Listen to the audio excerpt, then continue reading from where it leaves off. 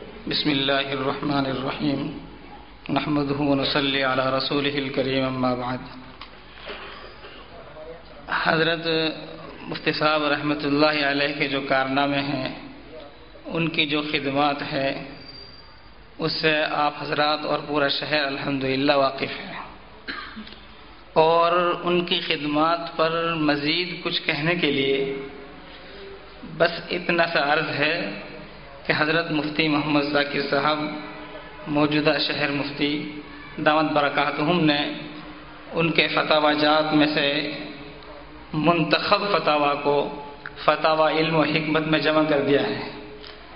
ان کی کارکردگی سے واقفیت کے لیے صحیح معنی میں اور ان کے ساتھ عقیدت مندی کا تقاضا بھی یہ ہے کہ ہم میں سے ہر شخص کے مطالعے میں فتاوی علم و حکمت ہونی چاہیے۔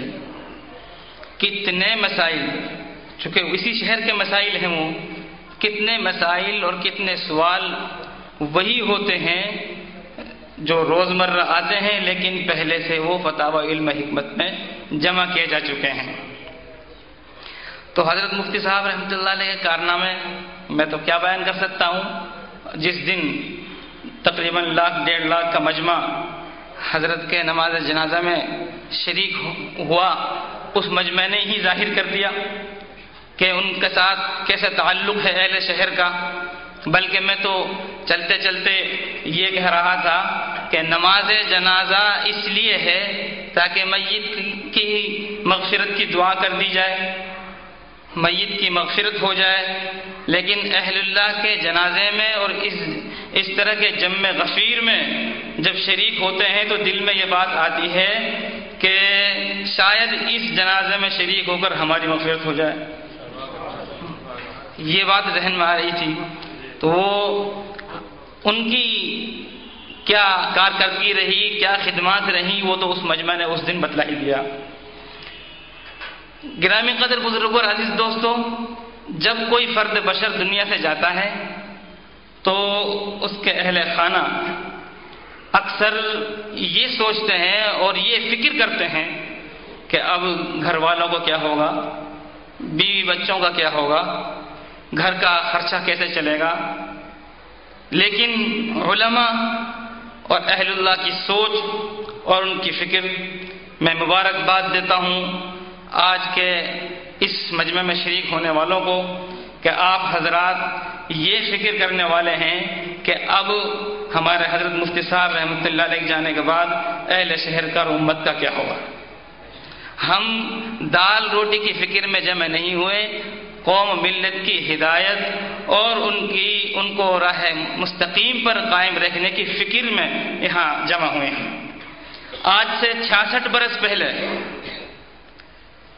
ایک موقع یہ تھا کہ حضرت مفتی شہر جناب حضرت مفتی احمد حسن صاحب نور اللہ مرقدہ کو ٹونک سے جے پور لایا جا رہا تھا، اور چند حضرات جو واقعتاً جو بھی ان کو لانے میں شریک رہے، بڑے یقیناً اہل اللہ ہوں گے ضرور، لیکن اس وقت وہ چند لوگ تھے کہ حضرت یہاں تشریف لے آئیں اور دینی رہنمائی فرمائیں اور دارالافتاء کی ذمہ داری نبھائیں۔ لیکن اس دن اعلان تو ہو گیا الحمدللہ سب کے سامنے کہ آج اس 66 برس کی جو پہلے کی جو فکر تھی اس کو تجدید دینے کے لیے اور دوبارہ سے نئے سرے سے اس کام کو شروع کرنے کے لیے جو حضرات 66 برس پہلے حضرت مفتی صاحب رحمۃ اللہ علیہ کو جے پور میں لانے کے لیے محنت کر رہے تھے، آپ حضرات کا شمار اس میں ہوگا جو 66 برس کے بعد اگلے وقت کے لیے آپ حضرات کوشش کر رہے ہیں، محنت کر رہے ہیں۔ اللہ تعالیٰ اس محنت کو بھی قبول فرمائے، اور ہم دعا کرتے ہیں اور اپنی تمنا کا اظہار کرتے ہیں کہ اللہ تبارک و تعالیٰ حضرت مفتی شہر جناب مفتی محمد ذاکر صاحب کو صحت، قوت، سلامتی اور عافیت کے ساتھ لمر عطا فرمائے، اور اللہ تعالیٰ اپنی نصرت مدد شامل حال فرمائے۔ ساتھ ساتھ ایک رسمی لفظ کہہ لیجئے، لیکن انشاءاللہ حقیقت سے سب اس کا اظہار کر رہے ہیں کہ ہماری دعائیں، ہماری ہر طرح کی خدمات، حضرت مفتی صاحب کی خدمت میں ہیں. حضرت مفتی صاحب کی خدمت کے لیے ہم نہ صرف یہ کہ تیار ہیں بلکہ ان کی خدمت کو اپنے لیے سعادت مندی بھی سمجھتے ہیں. ایک نقطہ اور واضح ذہن میں آ گیا کہ آج سے 66 برس پہلے جب حضرت مفتی احمد حسن صاحب نور اللہ مرقدہ کو یہاں لایا جا رہا تھا، اس وقت حضرت قاضی صاحب کے والد محترم بھی اس میں شریک تھے.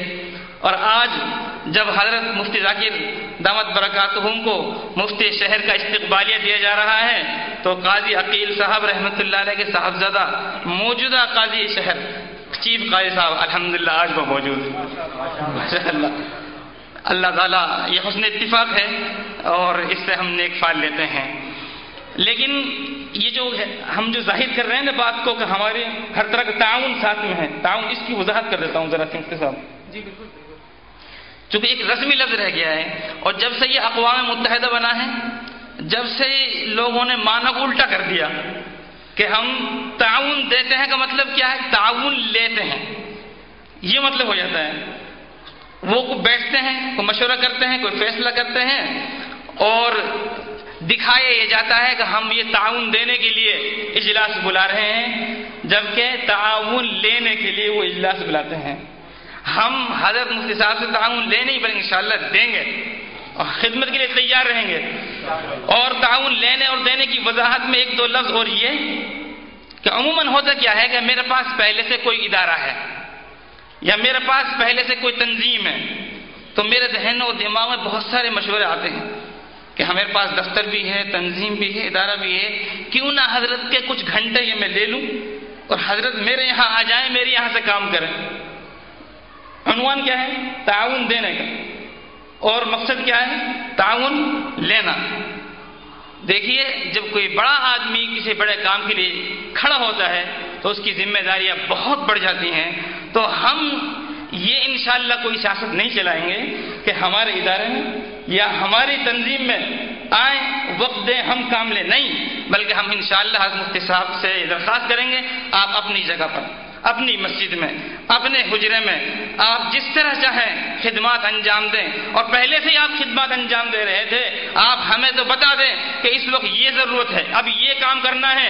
انشاءاللہ جیسے آپ کہیں گے ہم اسی خدمت کے لیے تیار ہیں.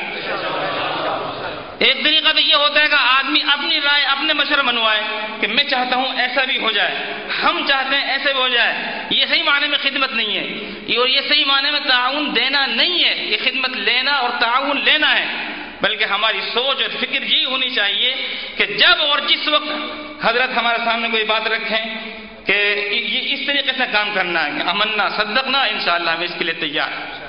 اللہ رب العالمین حضرت کی جو ایک خوب عمر میں برکت عطا فرمائے، صحت عطا فرمائے اور ہمارے سرپرست ہمارے بزرگ حضرت نصیب الدین صاحب دامت برکاتہم جن کی شفقتیں ہر وقت ہمارے سروں پر رہتی ہیں، ان کا بھی تہ دل سے شکریہ کہ آپ نے اتنا بہترین اور بر وقت یہ پروگرام کا انعقاد کرایا.